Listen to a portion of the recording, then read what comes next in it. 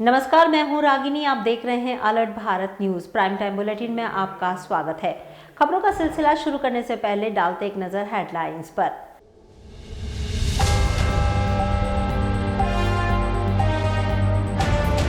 राजस्थान सरकार का अंतरिम बजट पेश, जानिए बजट में उदयपुर को क्या सौगातें मिली।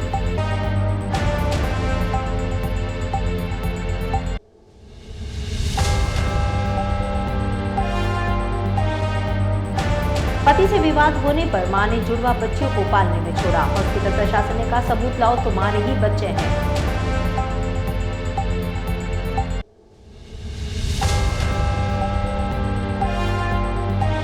कांस्टेबल मीनाक्षी की बहादुरी से टली चोरी, बस में चोरी करने वाली महिला गैंग को पकड़ा।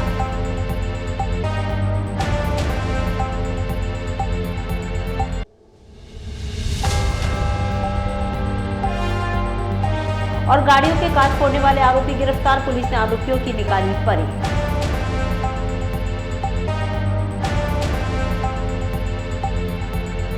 अब खबरें विस्तार से। गुरुवार को उप मुख्यमंत्री दिया कुमारी ने विधानसभा में राज्य सरकार का अंतरिम बजट पेश किया। दरअसल राजस्थान सरकार का पहला अंतरिम बजट गुरुवार को उप मुख्यमंत्री दिया कुमारी ने पेश किया। बजट में 70,000 नई भर्ती, पेंशन में 150 रुपए का इजाफा किया। रोडवेज किराए में 60 वर्ष से ऊपर के यात्रियों को किराए में 50% छूट दी गई। बजट में उदयपुर जिले के लिए भी कई अहम घोषणाएं की गई हैं। उदयपुर में electric bus, residential girls sports institute खोलने, अटल स्टूडियो खोलने, साथ ही महाराणा प्रताप टूरिस्ट सर्किल विकसित करने की घोषणा की गई है, जिसमें गोगुंदा, कुंभलगढ़, चावंड, दिवेर और उदयपुर को मिलाया जाएगा। बजट के बारे में सीए यश कुणावत का क्या कहना है, आप भी सुनिए। और इस बजट में स्कूलों, कॉलेजों, अस्पतालों और प्रशासनिक भवनों को बनाने के लिए की स्थापना करने के लिए जो 1000 करोड़ का प्रावधान किया है वो स्वागत योग्य है। इस बजट से एक पेट्रोल और डीजल पे कर की छूट पर भी की एक उम्मीद थी, पर हालांकि उस पर बजट में कोई प्रावधान नहीं किया गया है। इससे आम जनता को फायदा नहीं मिला है। और अरावली की रक्षा के लिए और पर्यावरण की रक्षा के लिए जो अरावली की पहाड़ियों पर वृक्षारोपण करने का एक निर्णय लिया गया है, वह भी स्वागत योग्य है। इलेक्ट्रिक बसेस पानी की संरचना और उसको बढ़ावा देने के लिए भी बजट में जो प्रावधान किए हैं वह स्वागत योग्य है। कुल मिलाकर यह विकसित भारत के लिए एक अच्छा बजट है।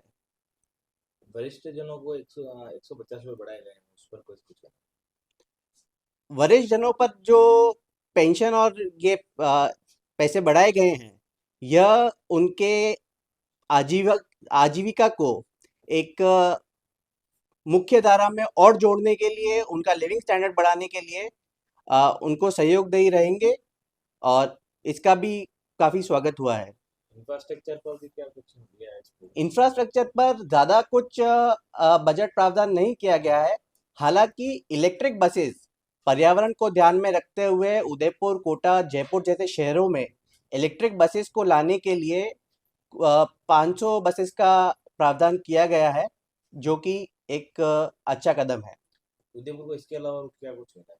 उदयपुर को इसके अलावा इस अंतरिम बजट में ज़्यादा कुछ नहीं मिला है। हालांकि आसपास के जो गांव सरकार की विकास योजना से वंचित रह गए थे, उन गांवों को, जैसे कि गोगुंदा हो गया, उन गांवों को विकास की योजना से जोड़ने के लिए इसमें बजट में प्रावधान किया गया है।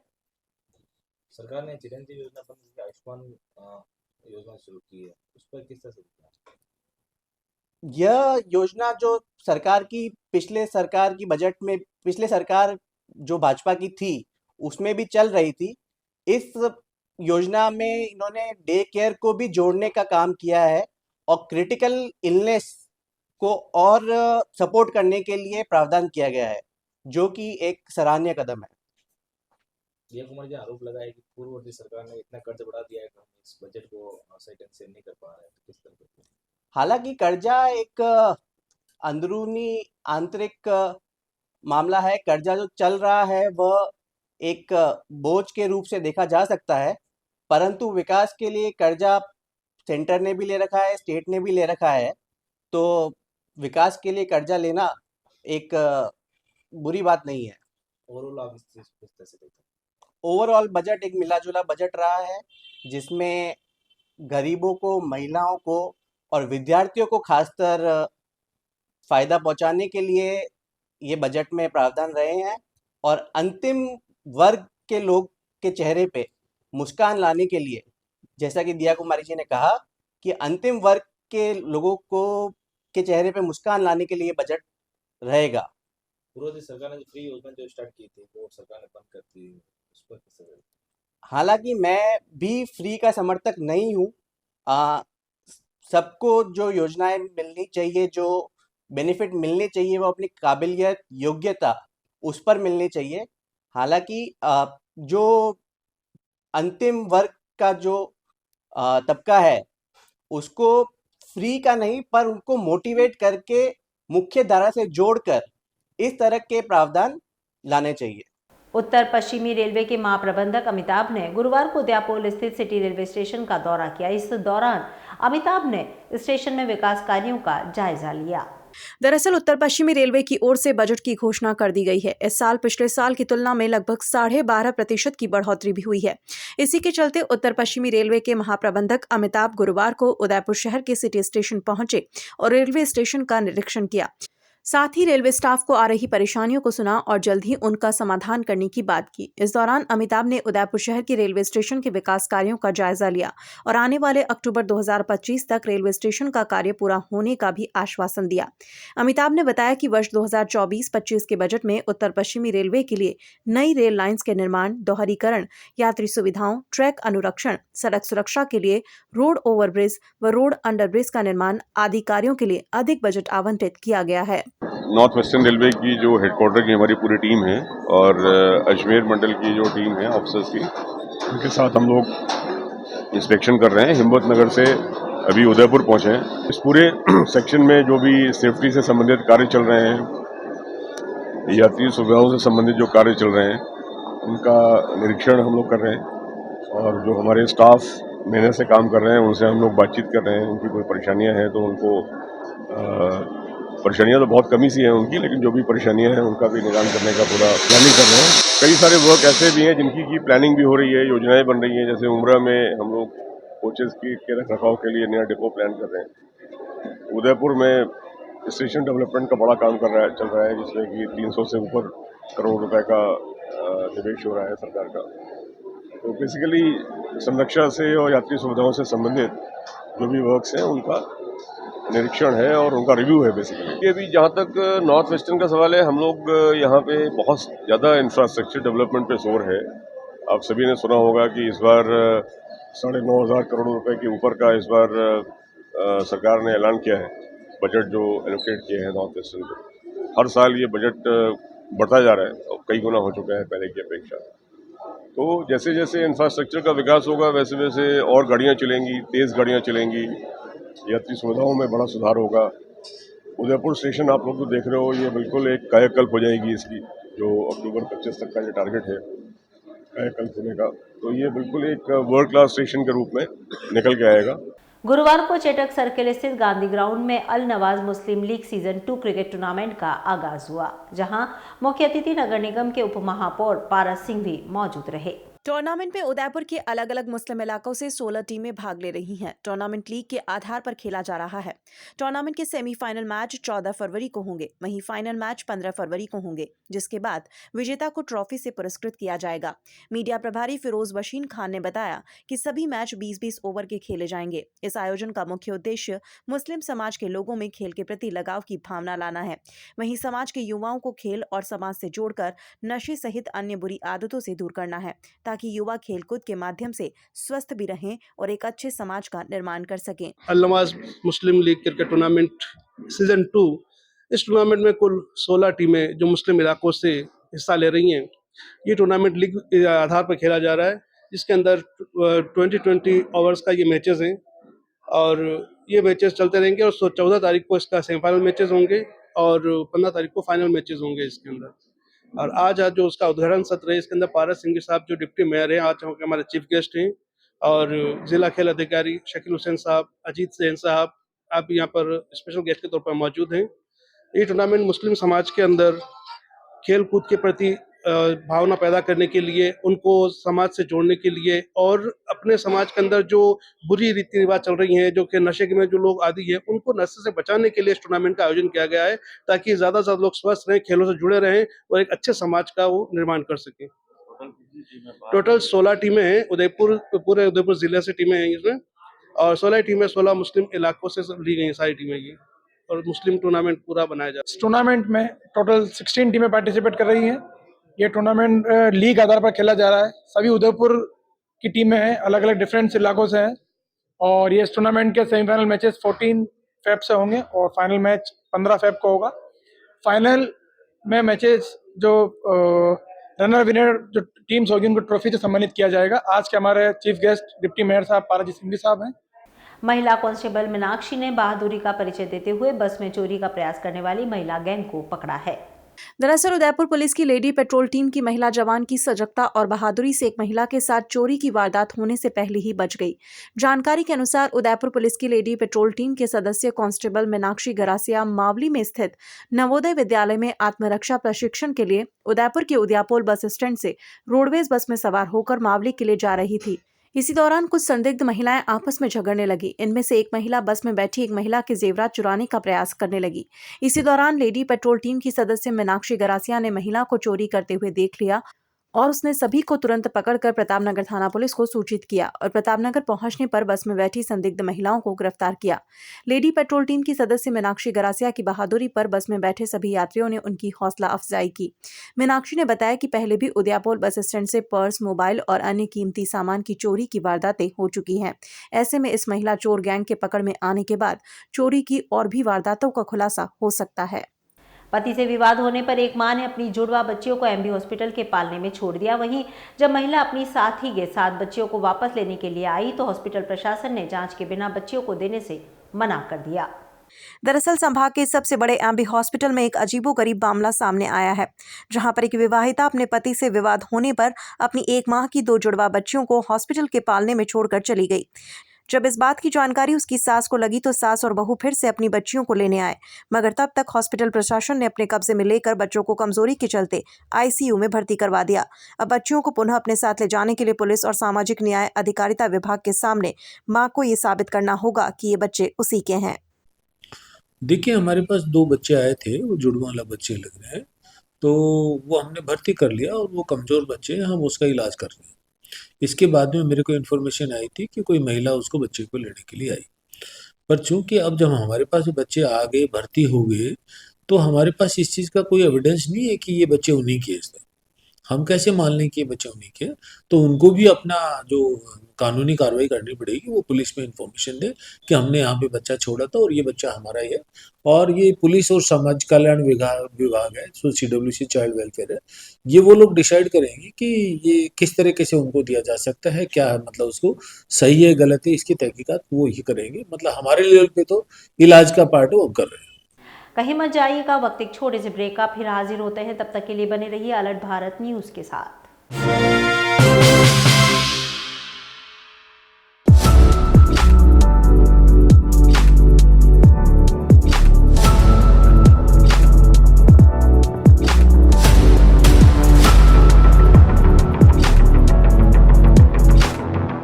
RK Property Consultant. All you need to know Udaipur. UIT Convert, SDO, RECO, Convert Plots Agricultural. Land available in Udaipur.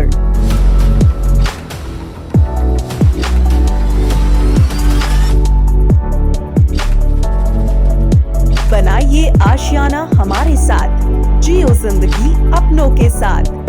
RK Property Consultants लाया है श्री पद्मावती विहार, पेट्रोल पंप के पास UIT converted plot, 150 feet ring road,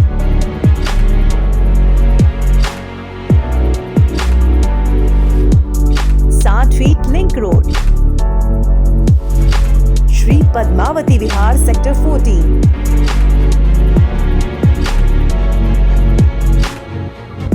feet link road, step by step school के नजदीक, 7 feet link road,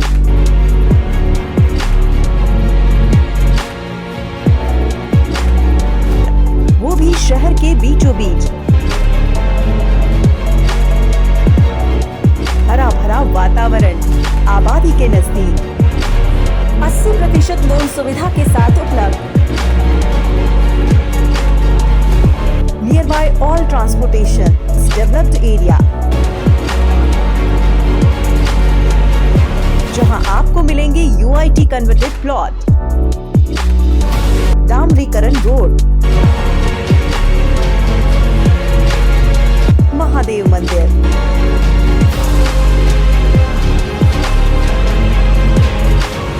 हाथों हाथ registry. तो आज ही plot और मकान बुक करवाएं। पहले आए पहले पाएं। जहां से स्कूल, कॉलेज, सब्जी मंडी और हॉस्पिटल, सब कुछ मात्र 5 मिनट से भी कम दूरी पर। Visit for more information RK Property Consultant, S3A Star Tower, beside Hotel Akriti, Sanji Vihar, Titari, Baswada, Salumbar Road, Udaipur. Call 999299 3027 8742 801244.